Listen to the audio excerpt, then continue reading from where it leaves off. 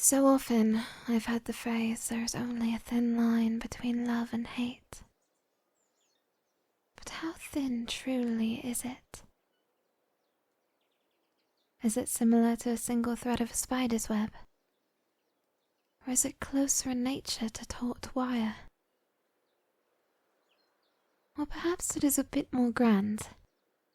Something akin to that line on the horizon where the sky and land meet.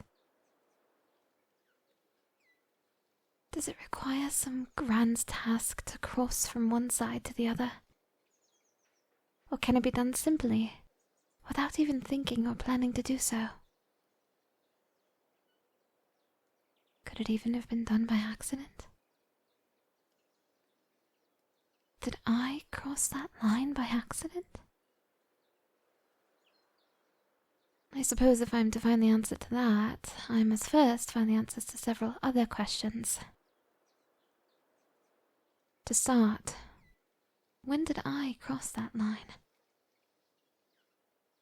When was it that I looked at where my hate and love for you stood, facing each other as if preparing for war, and I decided to betray one feeling for another? Did I even change my allegiances willingly?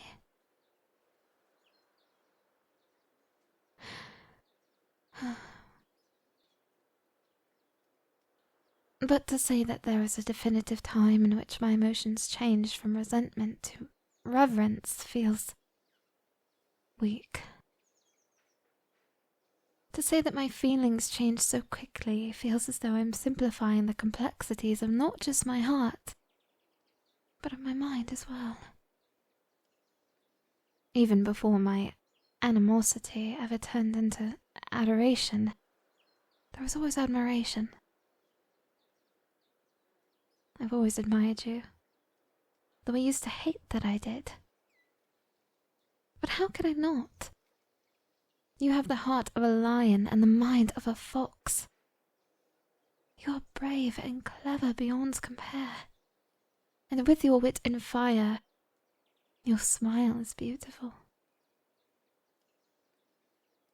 When you smile, I can see those flames in your eyes flicker, and it makes my own heart squeeze like it wants to break free of this bony cage in my chest. Now that I'm thinking about it, I suppose it was not a singular moment in which I realized I'd fallen for you. No. Instead, there were several moments in which I realized that I was in the process of growing fond. And many, many of those moments started when I saw you smile. I remember towards the beginning of the social season last year, when you shot that wild grin my way before joining in a dance with a different suitor. I remember the faint spell of green envy that overtook me for the brief moments it lasted. I could find no rational reason for it. Then I saw the way you tripped them up with every spin, and I watched their expression turn crestfallen as you snuffed their every attempt at a conversation. I could hardly believe how deliberately you were sabotaging your own future with a suitor of such high status.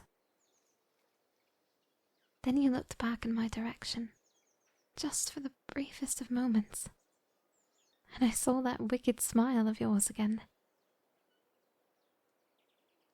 Would you believe that the look of pure, diabolical glee on your face, the moment the suitor stepped away from you, made me smile as well?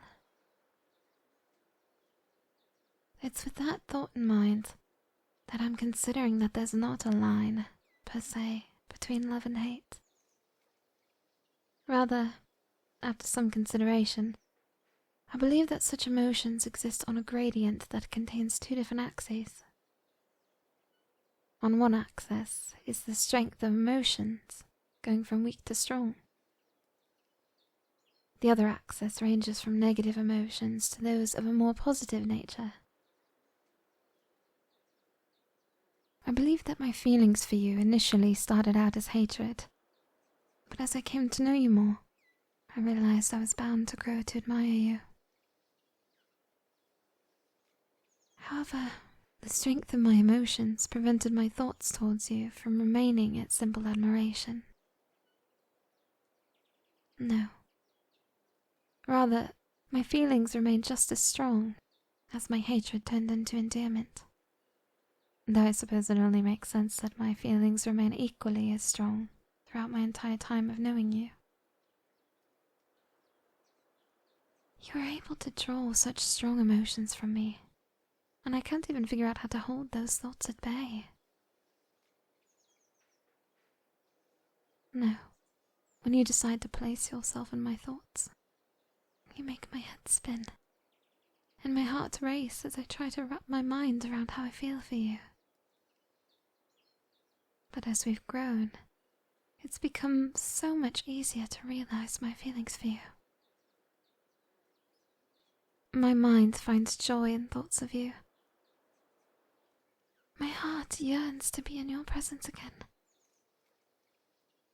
I, as a whole, wish for you, for your company and conversation, even if you should wish to use that sharp wit and raise a tongue against me.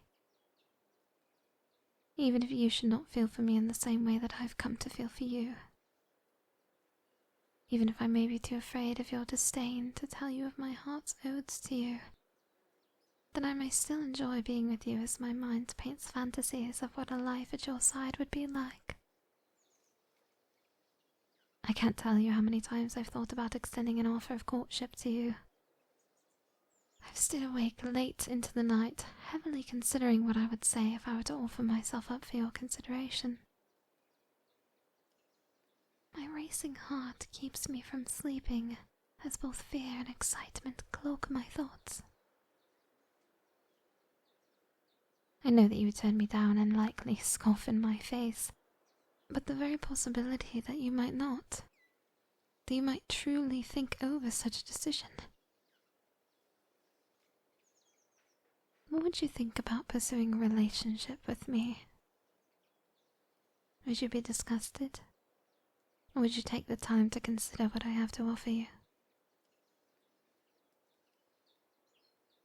I can dream that you would think of me, but I dare not hope. My wandering thoughts may spin a fantasy that I would take great pleasure indulging in, but that would only serve to make my adoration for you so strong that it makes my heart ache. But perhaps I might give it more thought come the next social season. You may not accept my proposal, but maybe if you and I are of like heart and mind, then perhaps your hatred of me can be swayed as well. Or maybe, dare I say it, they already have.